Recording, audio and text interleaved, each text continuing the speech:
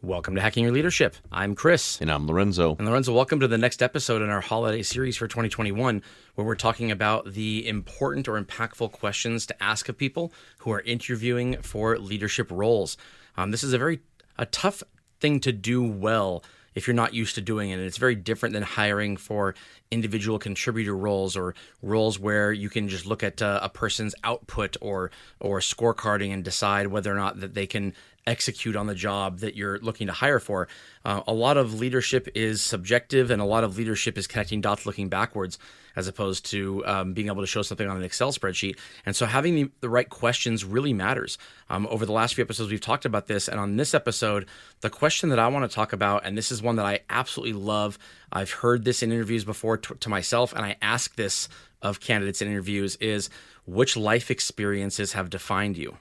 And the reason I like this question a lot is because it doesn't define whether those life experiences are work-related or not work-related in the question itself, and what direction a candidate goes with is telling in and of itself, combined with whatever the examples are. And so is this something that you've asked before, or is this a question that you like to ask, or have you heard any good answers to this? It's one of those things where I like the question a lot for all the reasons that you just stated, where it has a lot of open space to allow somebody to go down whatever path they want to go down. And there's a question that I ask similar to this, specifically with external candidates from an organization, right? Where I'll say something like, when's a time in life where you did something where you exceeded your own expectations? Like you really had a goal that you wanted to achieve and you can't even believe that you did it yourself. Right. And it's the same thing of many times that goes into personal stories and examples, and not necessarily professional, but it gives a great amount of insight into a candidate's thoughts. What are the things that have shaped them?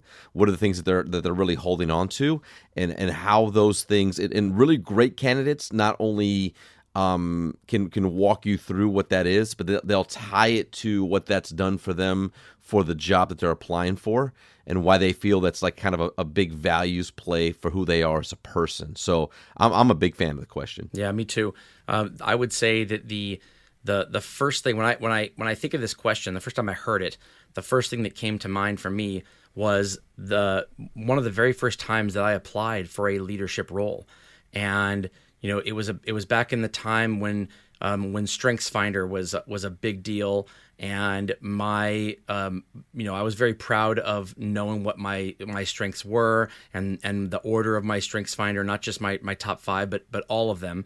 And I remember interviewing for a leadership role and being told that the reason I didn't get the role was because competition was not in my top 5, and that it didn't sit well with me, and it took a while. I was young when this happened. It took a while for me to realize why it didn't sit well with me, and why it didn't sit well with me is because I was being told that either a door was opening or closing for me based on something that I had literally zero control over, and because if you know StrengthsFinder, even if you see something as low on the list when it comes to you, you can compensate for it by doing specific things and actually become quite good at it. It just means it's not something that comes naturally to you.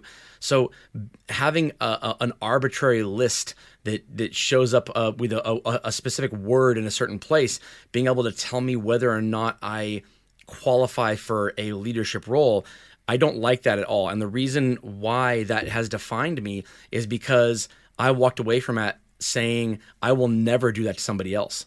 And I will never, let somebody disqualify themselves for any role or any thing that they're saying I want to opt in for based on something they have zero control over.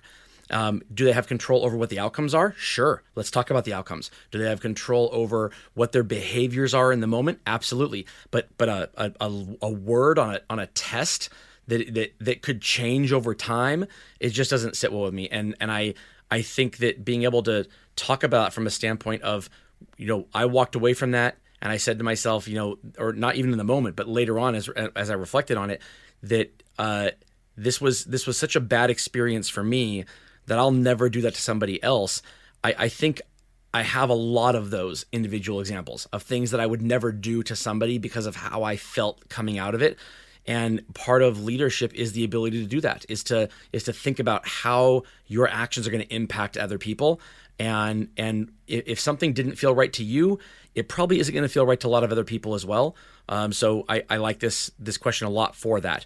Have you had a life experience that has defined you, that you might be able to kind of think about when you're asking this question of candidates? But before you answer that, I want to give it up to a word from one of our sponsors. All right, Lorenzo, what life experience has defined you to the point where you can think about this experience as you're asking this question of candidates to kind of bounce off whether or not what they're saying to you is truthful, or is something that is really impacted how they'll be in a leadership role? Yeah, I think there's a couple that come to mind, but probably the biggest one for me is just having moved a lot as a kid, in about every 4 years or so. And when I say move a lot, just new schools, in different places, and kind of all the way even through high school. And as a result of that, number one, like, nobody likes to be the new kid.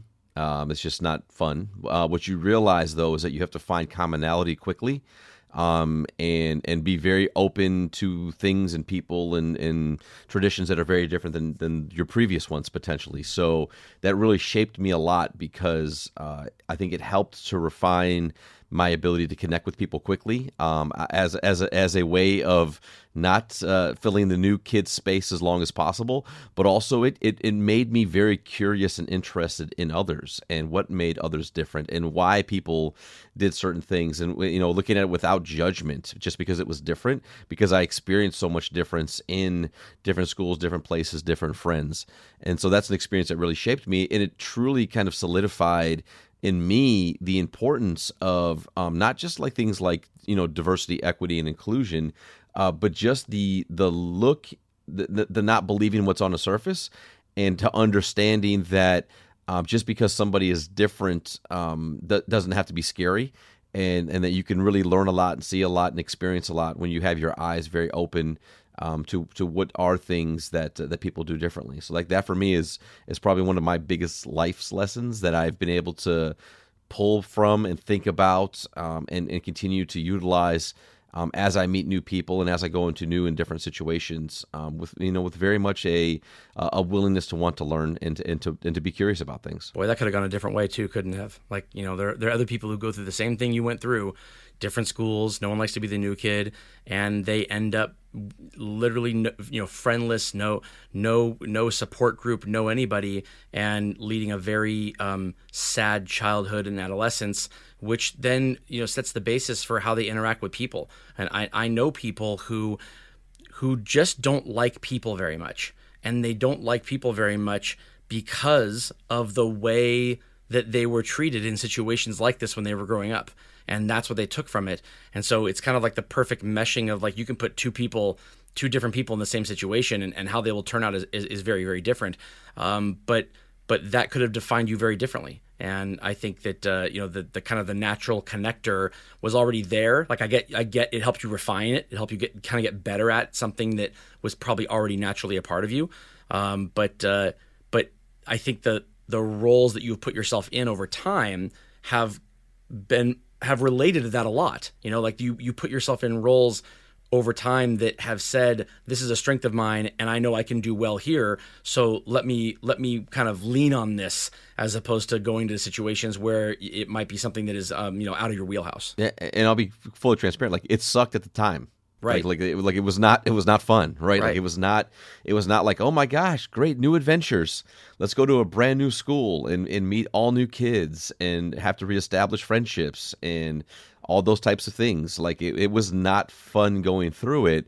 But it did shape me quite a bit. And looking back on it, it wasn't probably until I really started my professional leadership career and people pointed out to me that, like, you have a really kind of natural talent for connecting with people, and like, you're always just interested in people and getting to know them, and then you find something that you have in common and you focus on that to build out the relationship. And that's what it kind of, when it hit me, and I was like, oh well, I guess I'm good at that because I had to be. and it was probably subconscious. And I use things like sports and humor to help me to get into those places where I could meet people and feel somewhat normal and accepted. But those are things that, again, looking back on, it was definitely not by choice, and it was not fun to go through it. But I think it was very helpful, and to your point, refining something that was kind of already there, forced me to utilize that more, and then now I've figured out how to make it a benefit and a strength. Right, absolutely. So I think if you're listening for this, a response to this question in an interview, if you're interviewing for a leadership role, there really isn't a right or a wrong way for someone to answer this when it comes to, is it something in their personal life or something in their work life? You want to make sure that if it is something in their personal life, that they can tie it into work. Because at the end of the day, that's what you're interviewing for. You're trying to see if this person is going to be a good leadership candidate. And so if they say, which life experiences that define you? Well, the life experience that defined me was I made some really poor decisions as a kid, and I'm lucky to be alive. It's like, okay, like, yeah, I bet that defined you. That doesn't really impact the way you're going to perform here today. So it has to be relevant, but it can be something that is personal or work and be relevant regardless. I just think it takes some, the candidate has to really believe what they're telling you enough to where they can define almost viscerally how it made them feel and what they took from it, to the point where you are convinced that it is something that is truly a part of them. Because the question is, how has it defined you? Not just something you remember, something that was memorable. No, it's something that you are the way you are today because of this. And if something is that impactful, there are very few incidences that happen in anybody's life that you can actually put that level of definition on. Like, have they defined you? Things happen to us all day long, but how have they defined you, meaning solidified something about yourself or changed something about you that will impact the way you interact with individuals and how you lead individuals going forward? Everybody has some of those, but there aren't too many in everybody's lives. So what you listen for here is going to be really important. Absolutely. And with that, it brings us to the end of this episode. This is Hacking Your Leadership. I'm Lorenzo. And I'm Chris. And have a great day.